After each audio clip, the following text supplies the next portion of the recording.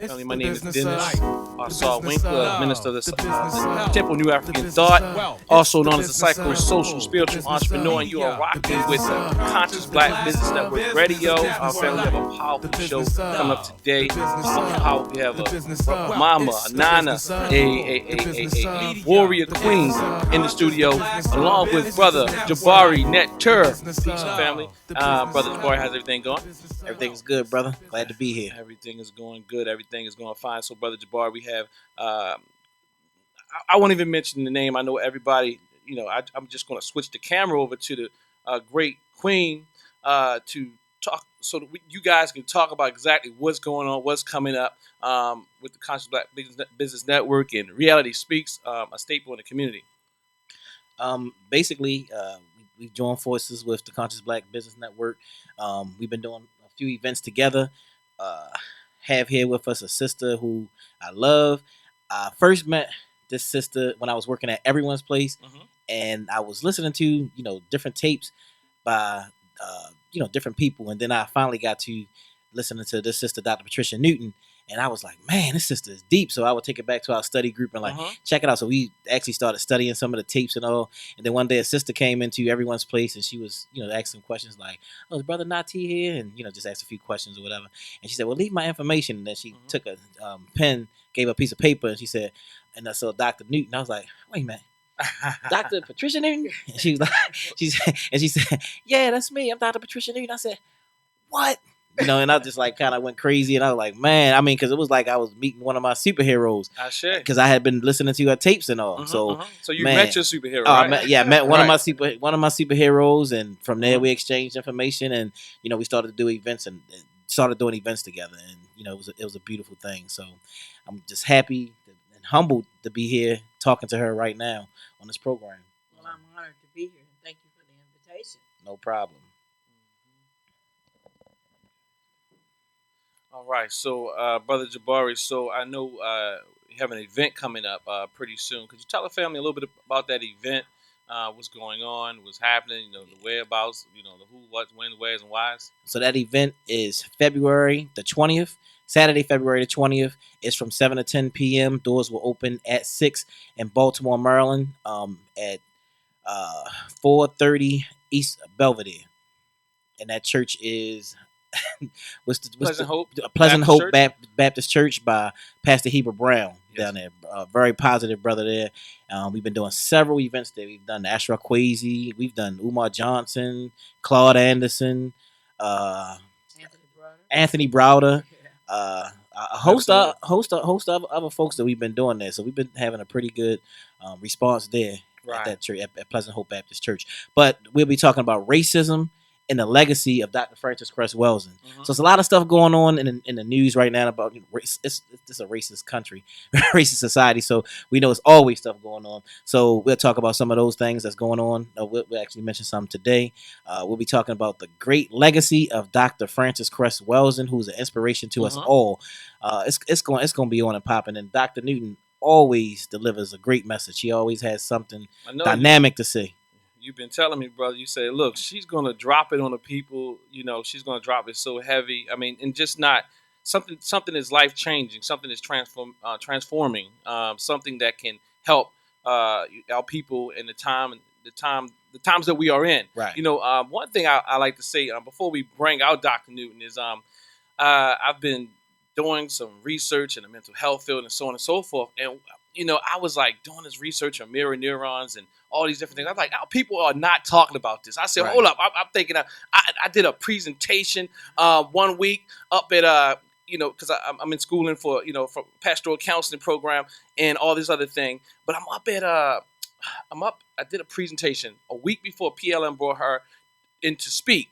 I'm like, oh my gosh, she came and she brought the information. And look, she dropped the whole thing about the mirror neurons and how, how this thing keeps us in this certain mood and how it affects us and so on and so forth. And I was like, wow, Dr. Newton's really bringing it, right? But, that's an awesome thing. So nonetheless, anything else I want you to bring out? You've been working with her for so long. I want you to bring on, just tell the people who she is. Well, unless she wants to talk for herself, We'll let Dr. Patricia Newton tell the people who she is. She actually has several different African names and African titles that I mean, that's hard to keep up with. But she does a lot of trips over to Africa, and she is a. We'll let you see it. Okay. Hello to your listening audience. And once again, I want to thank Brother Jabari and Reality Speaks and the Conscious Black Business Network for bringing me back to talk about someone who actually encouraged me to come into psychiatry, Dr. Cress Welsing. I am a psychiatrist, a neuropsychiatrist, and was on my way to being a surgeon. And did my senior year of medical school at Washington University in St. Louis. I came to D.C. to do an elective at the National Institutes of Health. Electives run about three months at a time, and I was trying to get out of St. Louis. Okay, wow. So I had gone to Boston and came down from Boston to D.C. and had read the Cress theory of color confrontation, which Dr. Welsing had written in 1970. This was 1974 that I met Dr. Welsing, and I had called a senior psychiatrist who was also powerful that many people may not know who live outside of Washington, and that's Dr. Alice Galade, who was a mentor of Dr. Welsing, and asked her, "Do you know this lady that wrote this color confrontation? This thing is the bomb." And at that time, I was the president of the Black Medical Students Association in St. Louis, and so she said, "Yeah." I said, "Well, I'd like to, while I'm in D.C. for these 6 to 8 weeks, get over and see her." And so she gave me a number. I called, and she said, "Oh, yeah, well, I'll be available at such and such a time." So I came over there and sit down and talk to her. And it's like I had already known her. I mean, it was like not meeting someone that was a stranger. It was really like meeting, an older friend. And so we sit down, and she talked to me for almost 2 or 3 hours. Wow. The first time. I'm a med student. I'm in total awe. And as I was getting ready to leave, she said, "Well, I know we're going to see you in psychiatry when you finish medical school." And I turned around and said, "Oh, no, Dr. Welsing, I'm going to be a surgeon." I said, "I'm already going to accept a surgical internship. I'm not going to be a shrink." And she said, "Well, oh, no, my dear." She said, "You're a thinker, not a cutter." Wow. And I walked out the door and said, Thinker, not a cutter. And the rest, of course, is history. I actually became a psychiatrist, and I guess I became a thinker and not a cutter due to her wisdom. And we had maintained a relationship, over those years through the Melanin conferences, because the Kimware Science Consortium used to produce the annual Melanin conferences across the country. And Dr. Welsing was the keynote, and I was a member of the Kimware Science Consortium, along with Dr. Richard King, peace be upon him, who wrote the African Origins of Biological Psychiatry, who was also a psychiatrist and recently made his transition, and Dr. Wade Nobles and Professor Hunter Adams, Professor James Smalls, Drs. Leonard and Rosalind Jeffries, Professor Anthony Broder, Riquetti Amin Jones. These were the people that were doing those conferences. And so Dr. Welsing was a regular, with us. And so that was before I had done all of my name changing that you're talking about, because I was going back and forth to Kemet with both Dr. Ben and Dr. Asa Hilliard Baba, peace be upon both of them. Wow. And of course, Dr. Clark was a part of the Melanin conferences. All these legends. Right. I feel so blessed that all of these legends were part of my life. So I had the name Sekhmet. Right. And a lot of times when you'll hear people who know me from before, they'll call me Sekhmet. And the ones who knew me from high school and college will call me Fig Newton. Right. and then I started going to Africa with Dr. Charles Finch, to West Africa, to Senegal, and meeting with traditional healers, Mam Fatou Seck in Senegal, and ended up being called, by a Senegalese named Aminata. And of course, Mama Seck predicted that I would do some other things. And those other things ultimately became the fact that I became both a queen mother in Ghana, in the Ashanti region, and then in 96, and then in 1997, I actually became a female chief. Right. And one of the first female chiefs in Ghana, with the name Nana Akosua Achai. And everybody pronounces it because they want to call it Akaya because it's spelled Akyaa. And in Chui, Akyaa is pronounced Achai. And so now I am still Sekhmet. I'm still Aminata to whomever. And I'm definitely Nana Akosua Achai because I have a village in Ghana of which I sit on two what we call blackened stools, which means stools of heritage, not just honor stools, but traditional stools, both as a sitting queen mother and as a chief, which is normally carried by men. Wow. I mean, so really, we sitting here with, I guess we would say, OG, with an OG who's traveled with, I mean, and that's pretty much what you are. I mean, you've traveled with all of the great scholars, and I like to think you just sitting here with you that, you know, here in Baltimore, Tubman City, that you were the one that was bringing most of the lecturers here. Okay. And actually, I actually picked the baton up from her because I came at the back end of the things she was doing. She was bringing all of the scholars she talked about, and Dr. Khaled Abdul Muhammad and all of those folks who she had a very close relationship with. I came in the back end, and, you know what I mean, and starting, you know, it's kind of the baton being passed. She still does things all the time, but every once in a while. Yeah, you know what I mean. But you know what I mean. So that's definitely the history there. You know, so what do you think about, you know, as a person who's been with many of the OGs of this history, Black nationalist movement? What do you think about the New Age scholars that we have today? I mean, what do you feel? I mean, rolling. How with... you gonna take my question, bro? Oh, how you gonna take? How you gonna take? No. How you gonna take my question? Now I gotta go back to the drawing board. But go ahead. Good question. I hope you wrote a lot of stuff down. But actually, you know, and I wanted to say, if I can, I was gonna preface it with this: since you are Sekhmet. You understand? Yeah. Let's set the record straight. Wearing her already. I say. Yeah. So how do I feel about the New Age scholars? Repeat the question. Put it into context so I don't go too far out of line. All right, so you know, so we see that there's the elder scholars, you know, such as yourself and, you know, those who come before you, you know, and so on and so forth. And personally, you know, I'm not going to say my opinion, I want to say it. But one of the things that I think about a lot is, are we prepared to take the baton? You know, and a lot of times I see this new YouTube age thing going on. And a lot of people are coming up and just popping up, and they're becoming quote unquote self-proclaimed scholars. So where do you see? Do you think that we are ready to carry this thing on? Do you see? I don't know. Do you see the things that's going on in the community? What are your thoughts on it overall? Well, you're asking a psychiatrist, so you know we're going to do several kind of ways of answering that question. First of all, I think it is a good thing that we have a new age of scholars that are interested in studying and learning about our history. Yes, ma'am. But not so much just for self-promotion, but for the liberation of first the African mind and then the African behind. And so one of the things that I think is a testimony to our longevity, I'm talking about the older scholars, is the fact that there was a level of humility that was important and is critically important in terms of not only giving credit to those who went before, but also in terms of your sustainability.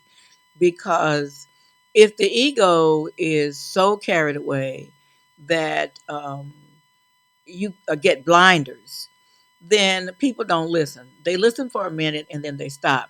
One of the other elders, local Baltimore elders, who's now gone from our midst, was Dr. John Chazelle, who was a part of the Kim Ware Science Consortium. And he used to say that ego was defined as easing God out. And so what I think is clear is that with the technology and the level of study, that the new scholars are prepared. What I don't see is the humility and the understanding of what is required to negotiate through a very difficult, extremely challenging, and fatalistic society as it comes to our people. I remember when I was studying in Senegal with Mam Fatasek in depth with Dr. Finch, Charles Finch, who many of you know was a warrior scholar himself. And we were going through an initiation process.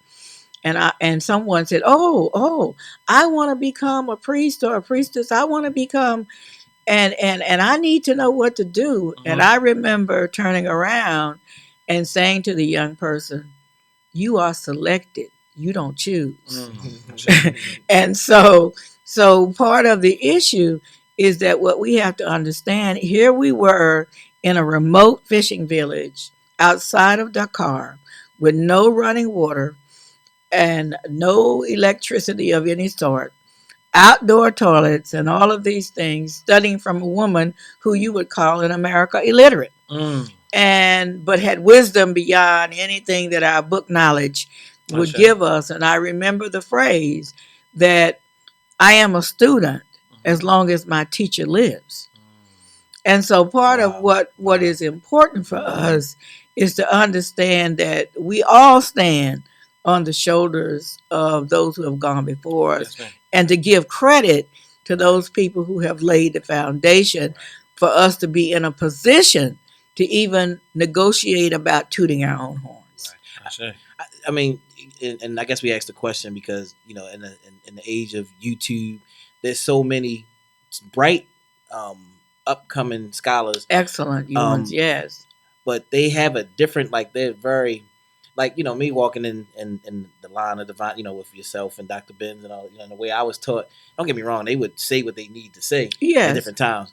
But the new scholars of the day are very, you know, and I guess they saying that this is what you need to reach the people, but they're very vulgar. F this, B, you know what I'm saying? It's like, well, you know. Yeah, but there's no need to use profanity. I mean, I understand that they want to make a point. I understand that it is part of the lingo of the times. But if you are being about the business of doing business for the liberation of our people, what is critically important is that you not only talk the talk, but you walk the walk. Right.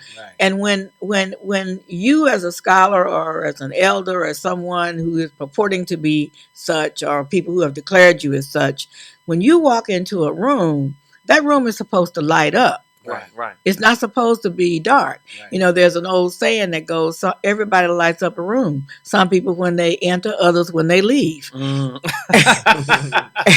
And so, you know, part of the issue is there is a style that is just different, I guess, because the times are different. But one of the things you want to do is to always have yourself in a position of being respected, of being walking the walk while you talk the talk, and never being able to have to go back and apologize for anything. Now, I'm not saying that folk are apologizing for some of this stuff, but I'm saying that, you know, as you get older and you have children coming along and these kind of things, you want to set a proper example so that they can understand you are descendants of kings and queens. So what I like to say though, brother Jabari, just to add on to that I believe, I know that, you know, there's a difference. Like, I don't personally myself see that all the quote unquote scholars are that way. No, they're not. Now, I'm saying those who are on YouTube getting the hits, you know, because I proclaim to be, you know, I was appointed by an elder, but what I'm saying, and also brothers like, you know, sisters like Sister Yah, your brother Imhotep, you know, yourself, there are people who are out here who are not on YouTube acting like those type of things. Right. You know, so. But let me just say this.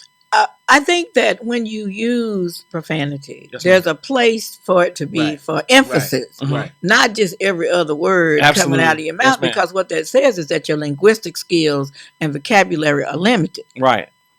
Yes, ma'am. It's like a new gangster consciousness, you know what I'm saying, that exists in the community today. Now, like I said, I understand when you speak into different crowds of people, you know what I'm saying, and you may have to, okay, I'm speaking to this crowd. I got to speak this way. I'm speaking to some gang Right, members because or if whatever. the children have eyes in the back of their head, you got to go to the back of their head. But you when can't you talk have to them like from a the front. mixed crowd of people, right, then there's just a certain. I mean, so like I said, I appreciate what some of the brothers and sisters are doing, but I think that some of it is way out of hand. Well, I was at UAM, United African Movement in New York last year.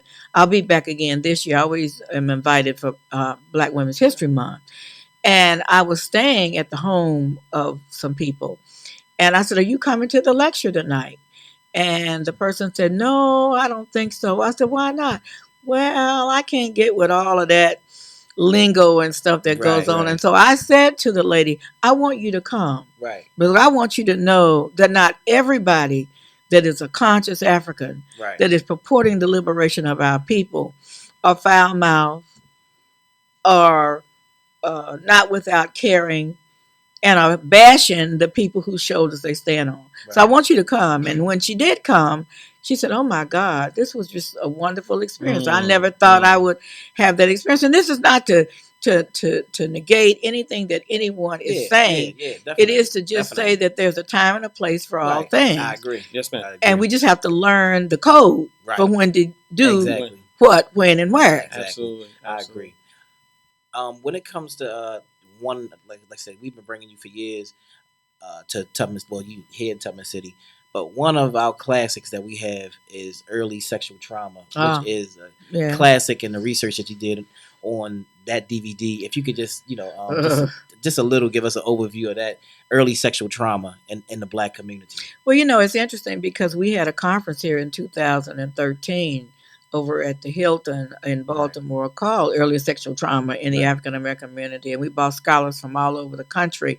It's unfortunate that many Baltimoreans did not attend, and we also brought in the brother that did the film Wolf, Brother Yaki, who did this film on sexual abuse in the Black church. And it was an awesome, awesome experience. And so what I said was that in the African American community in Baltimore, as well as other cities, and that's been replicated by other data, that we have an issue that is going unaddressed, and that's the trauma that our children experience physically as well as sexually. Wow. And that with my own research that was going on for many, many years, almost 2 decades, in this town, we had almost 8 out of every 10 African American women and almost 7 out of every 10 African American men in Baltimore City had been molested as children. And that means that it's a public health problem. Right. That means that it is normative if you were born in Baltimore to have been molested. Wow. How sick is that? But it's not just Baltimore, so I don't want to single out Baltimore. Right. I was talking to one of the doctors out in LA who works at a HIV clinic, and he was telling me that 80% of everybody that comes to his clinic had talked about in the Los Angeles Watts area that they had been sexually molested. So this goes back historically to the experience that our ancestors had on the boat, in the dungeons, on the boat, and then once they arrived at the plantations. Right. So this has been ingrained into the culture of our people. And when we start looking at the data about, nowadays you're seeing that, some people are saying that, pedophilia is a normative part of it, life existence and all of that. It is not normative. Wow. It is historically true that it occurred, but it is not normative. Wow. And it does create dysfunction and disunity and detriment to a developing young neurological system. Right. We can't ignore that. Right. We may want to ignore that for whatever all of our sexual gratification needs are, or whatever we perceive them to be. But the reality of it is that you don't traumatize children in that way and not expect some damage. Right. You superimpose that upon the historical trauma that we as an African people have had for centuries, and then you add this new insult to injury, you've got 1 and 1 equaling 10, not 1 plus 1 equaling 2. I think in that lecture you mentioned that Maryland was a sex breeding state. Virginia was. Virginia, okay. Virginia was Okay. Once the transatlantic slave trade stopped on the high seas, then we had breeding states. Okay. So and Virginia was close enough to Maryland. Right. Absolutely. Right. That's where my family's from. No, all right Virginia, now. they just come on up. Right? Yeah. Okay. Okay. So could you touch on, is there, from your experience, any correlation between, that type of trauma and homosexuality? Well, I can't say in general. What I can say is about the patients that I treat. Yes, ma'am. That that I know. In my early research for the work we've been doing in trauma for years, one of the things that rings clear is that there was almost a 99% reality of those patients who were expressing same-sex relationships as a lifestyle choice, yes, ma'am. Or either bisexual relationships as a lifestyle choice within the African American community had been molested now as children. Now, that doesn't mean that people who have heterosexual life experiences as a lifestyle choice have not been molested either. Yes, ma'am. But it does ring out something that requires a good deal of observation and further study, that is a common variable. And if it is that common, does that change the reality for what people have in terms of what they select to be their sexual preferences? The theory has never been dealt with in terms of whether or not it's biological or whether or not it's sociological. In the old days, when I was going to medical school, some people who were classified as a hermaphrodite, who had two sexual organs. That represented less than 5% of the population. Right. What you like sexually is learned. Wow. What turns you on, whatever that is, is learned. Right. And so you have to go back and look at what people are exposed to that makes them have a lifestyle preference. I'm not here to gay bash or anything of that nature. I'm just talking about with the patient population, and I have looked at over, more than 5,000 to 10,000 people over time, and at least 5,000 in the book, post-traumatic slavery disorder, that we hope will finally resurface this year. Right. And resurface in 4 languages. But among those patients that I treated, yes, ma'am, I did not have a single patient that had a gay or bi lifestyle that had not been molested as a child. Wow. Now that may not be the case in other situations. I can only speak from what I know. Wow. So let me just stick there for just a second. Did you say that at least 99% and not a single patient that you treated that was in that lifestyle had not been molested? That's exactly what I said. Wow. That's my data. I mean, I can't address anybody else's stuff. Yes, ma'am. And they may not admit it up front, but ma'am. There's an issue of trust that comes up. And then once the patient is in treatment and they realize that they're safe and all these kinds of things, then you go back and you revisit these kinds of questions. And what you find is that it's too high to be a normal Gaussian distribution statistically. Wow. That is definitely too high. That's a deep presentation, early sexual trauma in the Black community. And people definitely want to get a copy of that. She deals with a lot of this stuff, and it will have you like shaking your head. So, Brother Jabari, how can they get a copy of that? They can go to realityspeaksbookstore.com and get a copy of that actual lecture. And I think, do you have it available on? No, I just let you take care of it. Right. Dr. Newton, you are on the new Hidden Colors that's coming out soon. Yes, I am. What? Okay, I'm sorry. No, I was just going to say. Oh, okay. What exactly? How was your experience with the new Hidden Colors? It was a good experience. That's 4, right? Hidden Colors 4. This is Hidden Colors 4, Okay. and we we were all flown out to LA, Okay. and Brother Tariq did his interview and taping.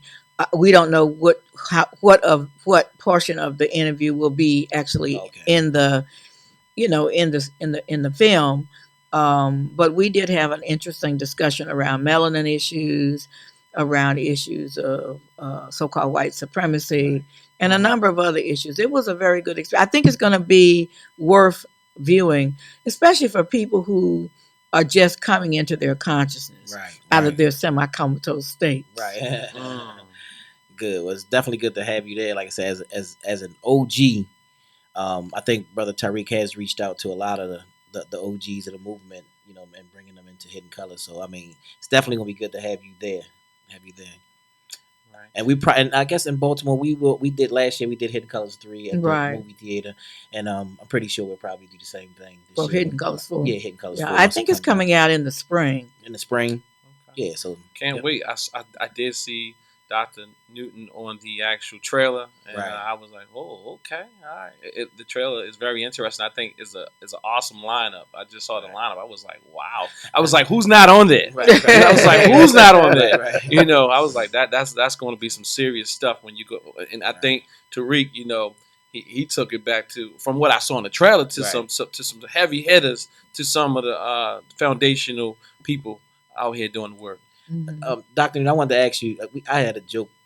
Actually, I was putting on Facebook, and the Super Bowl that just passed, and I kept saying that Cam Newton was like grandson of Huey P. Newton. So I actually text you one day, and I said, Dr. Newton is Cam Newton. I would like to have the young man related to me, but he's not that I'm aware of. Of course, we all came from the same plantation, probably with the Newton name. So exactly. We hope so. You are the cousin of. I'm not going to be discussing that on okay. on media. right. Got you. So I did send you a text with that, but moving forward, the topic of racism. Yes. That's what we'll be covering on the 20th. Can you give us a little? Well, we'll be covering racism in the context of the legacy of Dr. Welsing, but also in the context of our daily realities. Dr. Welsing, when she used the word racism, she always said racism, the system and white supremacy. Right. Mm-hmm. Looking at it as a continuum, not as two separate issues. Because she was looking at a system, a designed way by which one could manifest dominance over another group.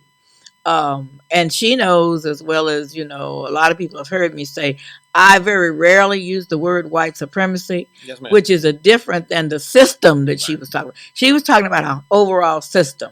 But as an entity into itself, there's a play on the psychology with words. Mm-hmm. And when you say something is superior, that means there has to be something that is inferior. Absolutely.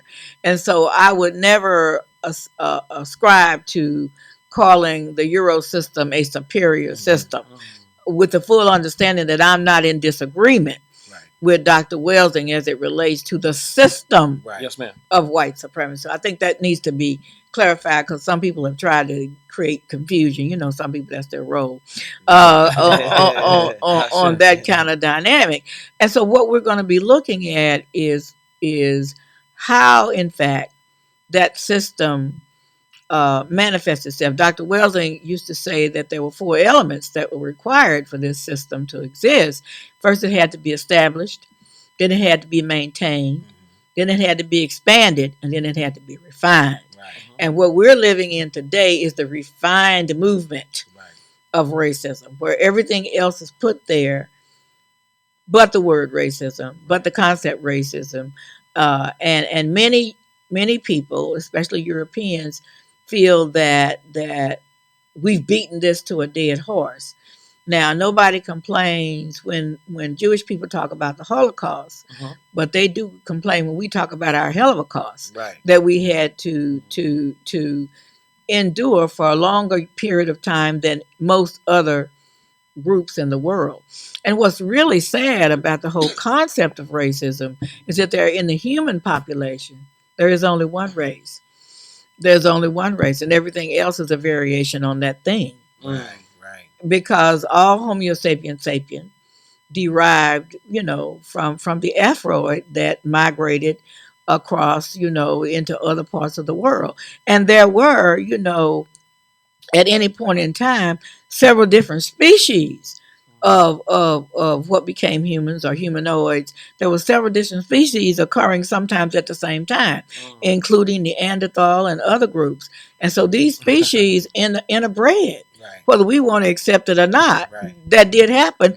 And the gene pool is still amongst us in today, carrying itself out into various and unsundry ways. And so part of the reason that nobody wants to address the concept of racism is because, first of all, it's a false concept that was created to keep a people under the foot of another people, kith and kin, as a matter of fact, to create systems of disproportionate wealth and domination in the context of making people feel and ensuring by behavior that they were subhumans. And so it became palatable to create and continue to treat other variations of the family species, of the human species, in a very negative and traumatic way in order to justify greed, lust, and domination. Wow. Okay.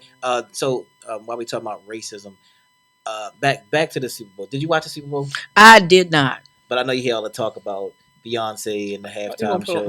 How you gonna put on blast? No, I just wanted to, Beyonce and what was the other group? Coldplay. But what she specifically did, this was what's all over the internet, was she did the thing and she did the Black Panther thing and had the women dressed in the Black Panther gear. And so a lot of people, taking to social media, some people say they think that it's fixed. People put it up to it. Then some people, she is under heavy assault from white people saying she owes police apology, she owes military people apology, and white folks are really going after her. So, I was just wanted to know what you thought about that. Beyonce is an entertainer, right?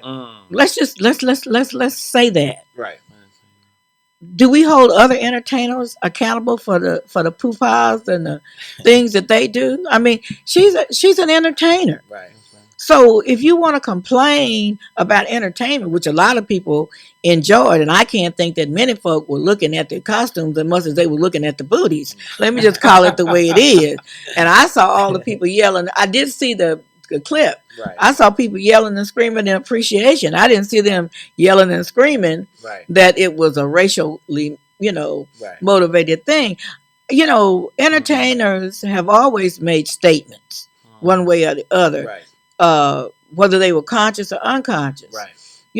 And we can accept those with a grain of salt and move on. But they were there for entertainment, and the fact that she made a statement about the nature of what our current reality is just that, a statement about the nature from an entertainer, And I think we're putting too much weight on something that is not that relevant. Let me just say it that way, because her entertainment is not going to change the lives of anybody appreciably. Right. It was entertainment. People can take it however they want to take it. Right. I thought they looked pretty good myself, but but I'm just saying all that to say that why are we putting a political statement on this?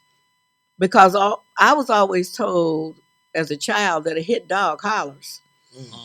And the people that are complaining the most, maybe it's affecting them in a visceral way where they just wanted somebody to shake their booty without a message. Right. Wow. Okay. The other thing, that's all I can say on that.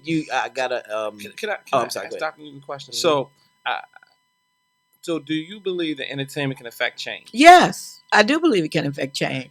I do believe that it's probably the least threatening way to affect change, because people don't perceive that in a way as they would somebody coming right in your face and calling you out for what you are.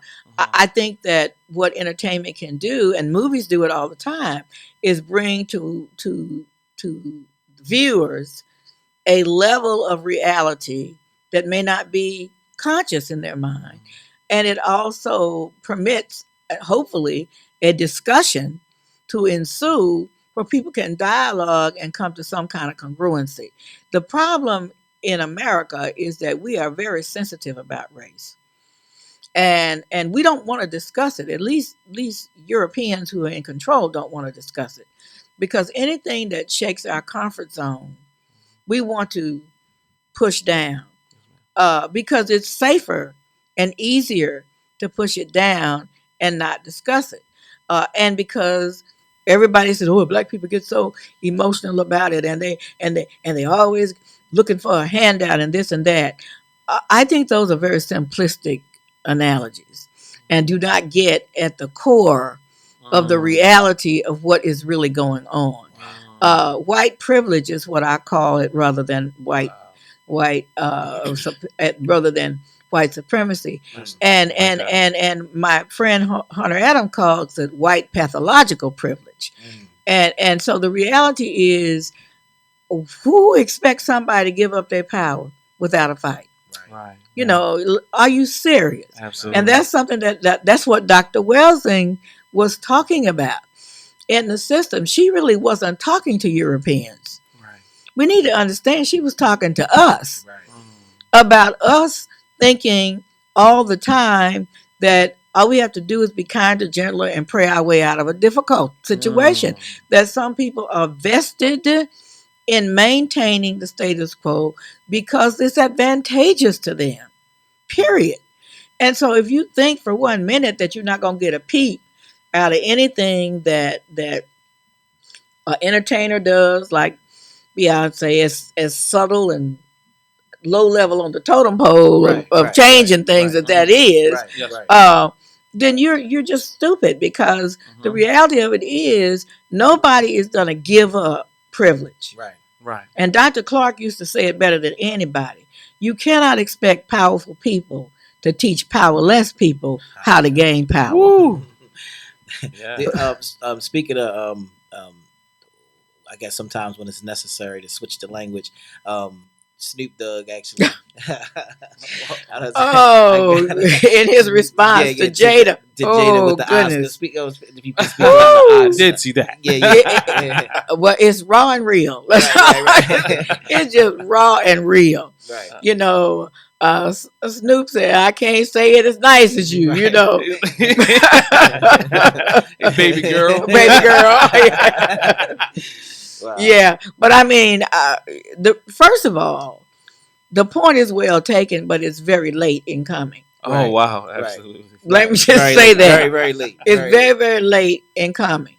And it's the same thing as, you know, people wanted to say, "Oh, well, Jada was upset," because, you know, she's a Baltimore girl. Right. Jada was upset because Will didn't win an Oscar. Well, Will should have been nominated. I agree. But I don't think that was just because he didn't. Right. I think it was because at some point people come to a level of consciousness where they get fed up. And it takes sometimes a triggering moment to do that. And my position is, I don't care when you get there, just get there. You know, and Snoop, of course, is, you know, like I say, raw and real. It's the Conscious Black Business Network, the radio show brought to you by a radio flow. Call, chat, listen, and learn. Today you will know. Today we resume to stay tuned to CBBN at 9 p.m. Minister Ausar with Brother Sankofa, giving what you demand most of. Propaganda that's proper. Network, then let's work together to live free and prosper. Life, the business of love, the business of health, the business of wealth. It's the business of principle, the business of media, the business of conscious black business, the business of life, the business of love, the business of health, the business of wealth. It's the business of principle, the business of media, the business of conscious black business network.